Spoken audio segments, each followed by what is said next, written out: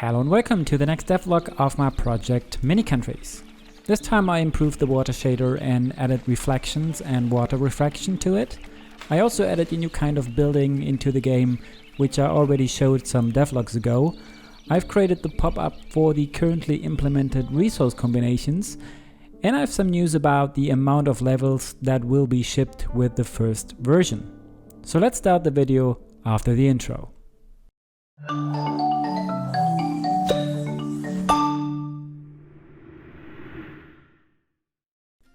At the beginning of the video I have to add that I also worked on two things which will probably happen in the next couple of weeks, but I'm not able to talk about yet in detail.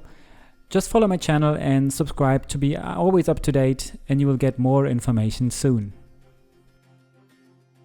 As mentioned in the last devlog video, the game is in a very good shape related to the implemented gameplay.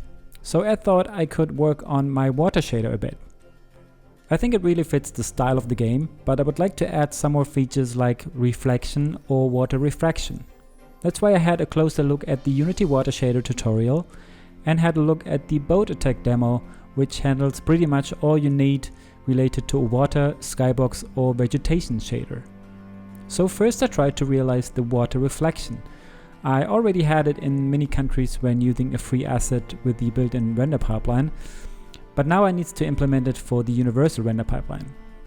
I read an article how to do it using the scriptable render pipeline, because it's not possible to create reflection only using a shader graph.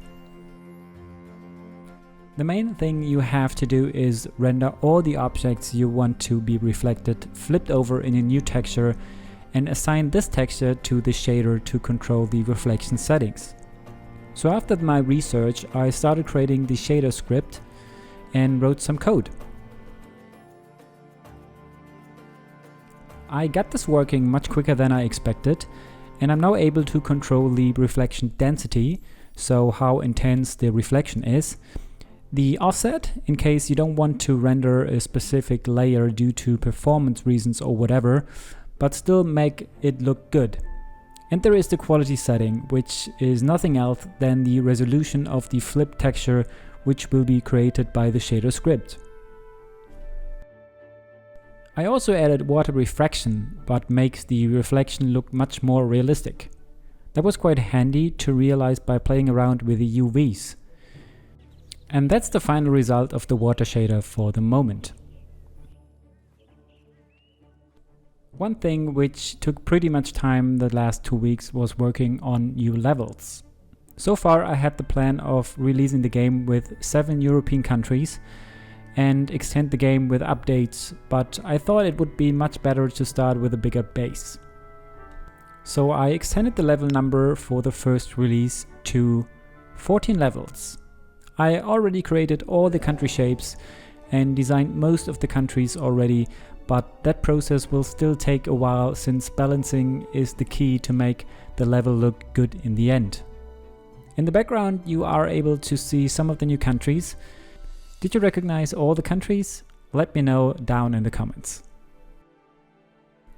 The new building I fully implemented is the landmark building. Most of the European countries have a landmark, which instantly tells you that this is Berlin in Germany or Paris in France. And I've added more of those landmarks in version 1.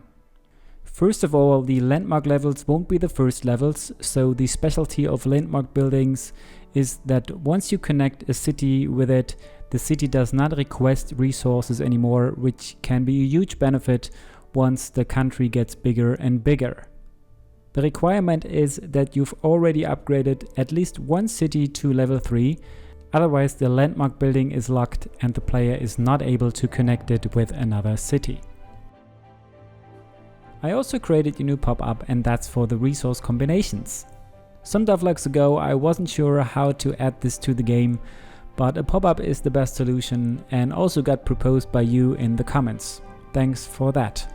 So far there are 10 base resources implemented, and 8 of them can be upgraded in 2 steps, so about 30 resources are currently available. The last thing I want to mention in the devlog is an extension on the tutorial and help system. If you followed the devlogs carefully, you might have noticed that you can turn the general tutorial system on and off. And if you turned it off from the beginning, but you want to get some help while playing the game later, there is no way to access these items since they had not been unlocked. So I thought about a way how to access these items without being forced to activate the tutorial system, and so I added a button where the player can manually unlock all of the help items. If you started with the tutorial system turned on and deactivate the setting in the options screen and turn back to the help pop-up, you now see a button which was not existing before, and by just clicking it, all of the help items are now available. And that's it for this devlog. I hope you enjoyed it and you are excited what's coming up next. If so, don't forget to give this video a thumbs up and subscribe to the channel to support the project. Activate the bell to not miss the next videos. Have a great start into the next week and see you next time. Cheers!